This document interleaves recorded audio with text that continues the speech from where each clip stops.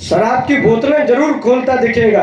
इसीलिए प्रत्येक व्यक्ति को सजग होकर और गौ माता की रक्षा के लिए, राष्ट्र रक्षा के लिए कटिबद्ध हो जाना चाहिए। और जब तक आप कहोगे सरकार दे तो सरकार आपकी कहां सुन रही? मुसलमानों की क्यों सुनती है? क्योंकि मुसलमान संगठित है। हमारे यहाँ तो अगर किसी ने तिलक लगा लिया, देखो बगला भगत जा रहा है, और एक मुसलमान का छोटा सा बच्चा टोपी लगाकर उछलता कूदता और सबके बीच से चला जाएगा, उसको शर्म नहीं लगेगी? यहाँ तो कोई गमछा पहन लिया, कह देंगे देखो बाबा बन गया। लेने वाले भी गौओं के लिए इस राष्ट्र की जब राष्ट्र को जरूरत पड़ी तो हजारों माताओं बहनों ने और नौयुवानों ने, वृद्धों ने अपना बलिदान दिया है। और जब रक्त रंजित इतिहास बना है तब जाकर हम आज इस स्वतंत्र भारत में, आजाद भारत में बैठे हुए हैं। अगर उन माताओं के वीर सपूतों ने इस धरती पर अपना बलिदान नहीं दिया होता, हंसते हंसते फांसी पर नहीं झूले होते, तो ये सफेद कुर्ता पजामा पहनकर जो आज कहते हैं इस मिट्टी से तिलक करो, ये मिट्टी है, बलिदान इनके बापों ने बलिदान दिया है। कोई मैया चला रही थी खंडवा की, तो हम जैसों को बताओ उसका घर तोड़ के आ जाए मंडला जी। जब तक आप स्वयं सरकार को आवेदन देते रहोगे और सरकार से न्याय की गुहार करते रहोगे, आपको न्याय नहीं मिलेगा। आप महात्मा गांधी बन के चरखा चला के आजादी प्राप्त नहीं होगी। उसके लिए भगत सिंह बनना पड़ेगा, चंद्रशेखर आजाद बनना पड़ेगा। और जहां जरूरत पड़ेगी तो हम लोग तो माला भी चलाते हैं, और जरूरत पड़ी तो हम तो भाला भी चलाना जानते हैं।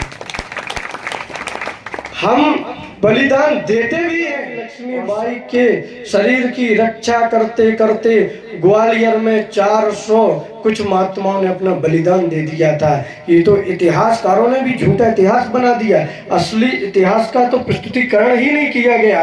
ये तो इतिहास ठीक उस प्रकार से बनाया गया जिस प्रकार पूर्व की सरकारों ने, कांग्रेस ने भारत में से ही पाकिस्तान बना दिया, ठीक ऐसे बंद पड़ी।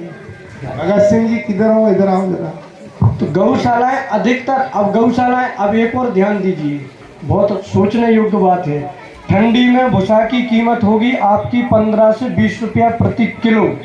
एक गाय 5 किलो भूसा खाएगी, अब 20 रुपया सरकार देगी, तो 20 रुपया सरकार देगी। अब इसके बाद में 100 रुपया का भूसा गाय ने खाया, वो 100 रुपया आया कहाँ से?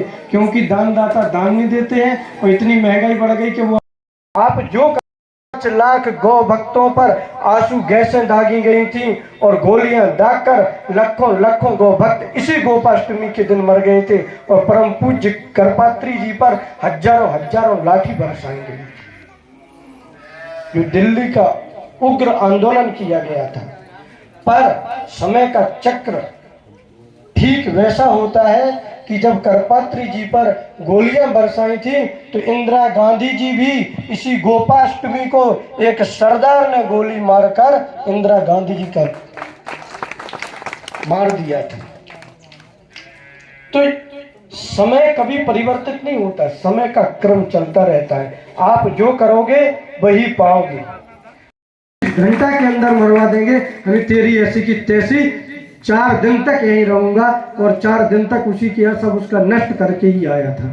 मऊ रानीपुर की बात है। गुरुदेव प्रणाम करता हूँ। आप नाम ले रहे हैं, वो पताया पाठक, श्रीपद पाठक महाराज हैं, और हमें लगता है उनके 62 गाड़ियां थी ट्रैक। आज 5 भाई वो सब जेल में है, सजा काट रहे हैं। कटोली महाराज नहीं है महाराज की, पताया महाराज भूल गए। 5-7 साल पुरानी बात है, करीब 62 गाड़ियां थी महाराज, 5 भाई जेल में है। और जिसने गौओं का अपराध किया उसको भोगना पड़ा। ये सामने सुन, ये हम एक बार 700 गायें ला रहे थे महोबा से बचा के, और कुल पहाड़ तरफ से, तो वहाँ किसान लोग कुल्हाड़ी लेके आ जाती थी मांगने, ये गैया छोड़ जाएंगे बाबा जी। तो ऐसे तो हम लोगों ने बहुत से वो लड़े हैं और लड़ते रहेंगे। अंतिम सांस तक हमारी गौ माता के लिए और राष्ट्र रक्षा के लिए हम लोग समर्पित हैं और रहेंगे। और जो हमारे ऐसे वक्तव्य चलते हैं ऐसे ही चलेंगे। बोलो गौ माता की, बोलो गौ माता की। श्री राम जन्मभूमि की, श्री राम लला सरकार की, अयोध्या धाम की, भुलाए गौशाला की, माता बगलामुखी की, सब संतों की जय जय श्री सीताराम। बहुत बहुत धन्यवाद परम पूज्य गुरुदेव। है हमारे साथ पूरा सहयोग करना है। एक डंडा मारेंगे नौकरी खा जाएंगे गुरुदेव। और अभी आपको हमने बताया नहीं, मैं माननीय मुख्यमंत्री योगी आदित्यनाथ जी का बहुत बहुत ज़्यादा करीबी हूँ। अगर कोई इतना भी करता है तो सीधा वहाँ से फोन आता है। जब कांग्रेस की गवर्नमेंट थी तब हमारी गौशाला तोड़ने का कांग्रेसियों का पूरा प्लान बन गया था, बाग बागेश्वर का, और नोटिस जारी हो गया था। हमने सीधा कलेक्टर को सीधा कह दिया हमने कि तुम तोड़ के दिखाओ तो जानू। हमने एक बार आर पार की हो जाए, अभी तक तुम सरकारी नौकर हो पर हम उस सरकार के रहने वाले हैं जिससे पूरा विश्व ब्रह्मांड चलते हैं। प्रजा के माननीय मुख्यमंत्री योगी आदित्यनाथ जी महाराज जी को हमने अवगत कराया। सीधा गोरखपुर जाके महाराज जी बोले कि इतना उठपटांग बोलना चालू करो कि वो तुड़ा दें, और बोले कांग्रेस की गवर्नमेंट है, हम यहाँ से पूरी राजनीति चालू कर देंगे। बोले वो तुड़ाए तो तुम बोलना चालू करो, फिर देखो क्या होता है। तो हमारे योगी बाबा जी तो वो हैं कि सीधा अभी तो मुख्यमंत्री है, जब प्रधानमंत्री बन के बैठेंगे तो वो दिन दूर नहीं कि ये भारत नहीं हिंदू राष्ट्र घोषित हो जाएगा। और महाराज जी कह के बैठे हैं कि तुम बराबर आंदोलन करते रहो, हर जगह जाओ, और अगर कहीं जरूरत पड़े तो सीधा फोन लगाओ। हमारे महाराज श्री का एकदम से और डायरेक्ट बात करते हैं। अगर ऐसी बात पड़ जाए तो रात में 8 बजे 9 बजे 12 बजे फोन करें तो महाराज जी तत्काल सुनते हैं। ये योगी जी है, कोई साधारण व्यक्ति नहीं है। परम पूज्य गुरुदेव को बहुत बहुत धन्यवाद। अब हम आश्वस्त हो गए गुरुदेव कि हमारे साथ अब संत महात्मा आगे हैं, क्योंकि अब तक मध्य प्रदेश में तो हमारे स्वामी जी हमको हर बार पुलिस से बचा के लिए आते हैं। जहाँ भी हम वो आंदोलन करते हैं मुख्यमंत्री जी को फोन लगा के हमको हर बार हमारी रक्षा कर देते हैं। अब संत महात्मा तो हमारे साथ है, लेकिन प्रिय गोभक्तों में आपको बता देना चाहता हूँ, अपन अंगूर जब खरीदने जाते हैं तो अंगूर के गुच्छे की कीमत, जो बंधे हुए अंगूर रहते हैं गुच्छे की, उसकी कीमत ज्यादा होती है, और बिखरे हुए अंगूर को अपन उठा के खा भी लेते हैं, उनका कोई मोल और ज्यादा भाव नहीं होता है। दान कैसे देंगे? वो तो दाने दाने को मोहताज हो रहे हैं, तो तुम्हें कहाँ से दान देंगे? तो एक तो समस्या ये है। दूसरी समस्या क्या है कि हार्वेस्टर से गेहूं काट दिए जाते हैं तो भूसा नहीं मिल पाता है, तो गौ रक्षक और गौ पालक इससे बहुत ही ज़्यादा परेशान है। तो मैं तो ये कहता हूँ कि हमने इसका भी वो निकाला था कि ये गाय पे यथार्थ में कितना पड़ता है। हमने भोपाल ही में पूछा फोन लगा के कि ईमानदारी की बात बताओ गौ संवर्धन बोर्ड में कि आप कितना दे रहे हो। बोले महाराज जी ईमानदारी की बात तो ये है कि 2.5 रुपया से ज़्यादा नहीं पड़ रहा है एक गाय पे, 2.5 रुपया से ज़्यादा नहीं पड़ता है एक गाय पर। बिल्कुल सही। और जो गाय का सूदाना आता है इस बार उसके लिए भी आवाज उठानी जरूरी है, क्योंकि सूदाना की दरों की कीमतें बढ़ा दी गई हैं। बिल्कुल सही बात है। उसकी भी बहुत ज़्यादा कीमतें बढ़ाते जा रहे हैं। और उसमें क्या है, सोयाबीन की भूसी हुई और ये भूसी और गड़बड़ चीज़ें डालते हैं, उसको खिलाते हैं हम लोग गायों को, तो उससे गायों पे ज़्यादा कोई असर नहीं पड़ता। आप लोग देखे होंगे, वो कितना भी खिला दो, एक एक बोरी की बोरी खिला दो तो उससे कुछ असर नहीं पड़ता, उससे ज़्यादा तो गेहूं का दलिया असर करता है। तो जब तक हम लोग, अभी चुनाव आने वाले हैं, और मैं महाराज जी से भी आग्रह करता हूं और प्रत्येक व्यक्ति से निवेदन करता हूं, संघे शक्ति कलयुगे, कलयुग में संगठन में ही शक्ति है। तो हम लोग एकत्रित होकर, ज़्यादा नहीं, अभी 50-60 गाड़ी लेकर और भोपाल को बंद कर दें।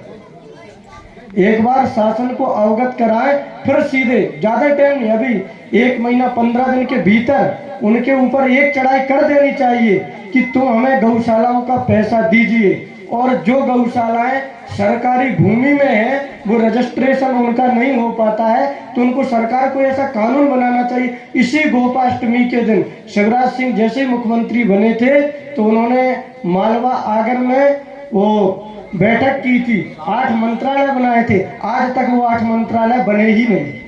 वो कहाँ गए 8 मंत्रालय? उनमें एक हम भी सम्मिलित थे उस मीटिंग के अंदर, गौ अभ्यारण्य में। हाँ, गौ अभ्यारण्य में मैं भी अयोध्या जी से आया था हालांकि हमारे उनसे अच्छे संबंध हैं, पर आज भी वो मंत्रालय बने नहीं है। उन्होंने कहा था एक वन विभाग का बनाएंगे, अगर कोई गौशाला वन में है तो उसका रजिस्ट्रेशन होगा, कभी रजिस्ट्रेशन नहीं होता। एक और हुआ कि इसमें चित्रकूट के पास में एक गौशाला तोड़ दी गई, उसको कैसे अवैध बता के। अब गौशाला कौन सी अवैध होती है? अवैध मदरसाला तो नहीं तोड़े जा रहे हैं, पर गौशाला जरूर तोड़ी जाती है अवैध कह के। तो इनके लिए हम लोगों को संगठित होकर और सबको आवाज उठाना चाहिए। और मैं तो ये कहता हूँ एक निश्चित कर लीजिए कि भोपाल के लिए कूच करना, और जब तक हम लोग ये नहीं करेंगे, अभी चुनाव आने वाला है, तो हम लोगों को ये संगठित होकर इस पर स्वयं कार्य करना चाहिए। आप नेता विधायकों के पास जाएंगे कुछ नहीं होगा, कोई आपकी सुनेगा नहीं, पर जब आप स्वयं सक्षम बन जाएंगे और वोटों वालों को एकत्रित करेंगे तो आपकी सब सुनेंगे कि हम उसको ही वोट देंगे जो गौशाला में आकर 8 दिन में 15 दिन में